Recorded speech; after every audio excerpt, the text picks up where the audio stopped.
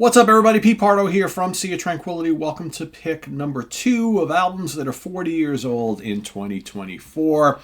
That's right, we're looking back on 1984 this time. Albums that were released 40 years ago, celebrating their 40th birthdays, 40th anniversaries this year in 2024. We got 29 days in the month of February, of course. And we're going to count down. Again, mine are in no order, just kind of random throughout the month. Feel free to put yours in any order you like. Rank them as you like them. It's kind of difficult when you're talking about such legendary albums.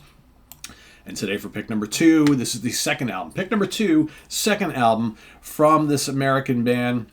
Well, it's kind of like a mixed band, right? Because they had guys from all over the place in this band. But the guy who started the band was an American dude. It was released July 2nd, 1984. Recorded at Caribou Ranch in Colorado. Produced by the man himself. For Warner Brothers Records here in the States, Vertigo, pretty much everywhere else. Produced by Mr. Ronnie James Dio. Dio, the last in line.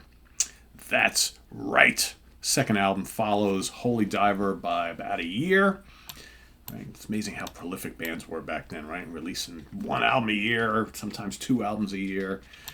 And we can get to a point where, it's taken a year, 2 years, 3 years to make albums. Kind of crazy, right? How it was getting for a while there. But some of these bands, man, they had something to prove, right? The Dio band's still fairly new. He's fresh out of his stint in Black Sabbath, and, the bands wanted to make a name for themselves, right? And the guys in the band, of course, Ronnie on vocals, maybe a little bit of keyboards, Vinny Appice on drums, his mate in Sabbath comes over with him, Jimmy Bain on bass, formerly of Rainbow, Vivian Campbell, the hotshot young Irish guitar player. Vivian, speaking of making a name for yourself, Vivian made a name for himself big time in this band. Cloud Schnell on keyboards. What do we got on this album? Of course, lots of Dio classics on this album, including the opener, We Rock. We Rock is terrific. Right? This album, Stand Up and Shout, We Rock, is really good. Then, of course, goes right into the epic title track. It's not that epic, but it's longer than most of the songs on the album. Kind of similar to the Holy Diver framework, right? The blueprint for that. You had Stand Up and Shout going into Holy Diver. Here we got We Rock going into Last in Line. Kind of similar. Formula's kind of the same. Then you got Breathless. I Speed at Night. I Speed at Night, terrific rocker. One Night in the City. Another kind of slower pace, kind of Sabbathy song to finish out side 1. Over on side 2, you got the Crankin' Evil Eyes. You got Mystery, which was this album's Rainbow in the Dark. Not a huge fan of Mystery. It's okay. It's probably one of my least favorite songs on the album.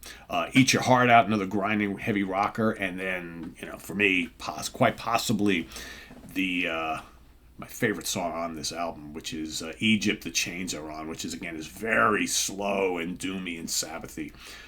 Really great epic song. That is the longest song on the album. That is just under 7 minutes long. Really, really good stuff. That's, very, very strong album from Dio. A great sophomore album. I know lots of people who like this better than Holy Diver. Holy Diver is still my favorite, but this is a very close second. And how about the charts? This album did pretty well. Canada, number 51. Dutch charts, number 11. Finland, number 5. Germany, number 23. Norway, number 7. Sweden, number 6. UK made it to number 4, and here on the US Billboard charts made it to number 23. And then upon the reissue in Japan, it went back to 154. And the UK Rock and Metal Albums chart number 23. And as far as certifications go, UK, this was silver, 60,000 units sold. And here in the States, this was platinum, 1 million copies sold. Not too shabby for a second album, right?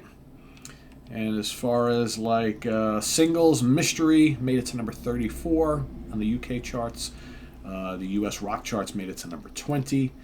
And let's see, The Last in Line was released as a single in Europe on June 11th, 1984.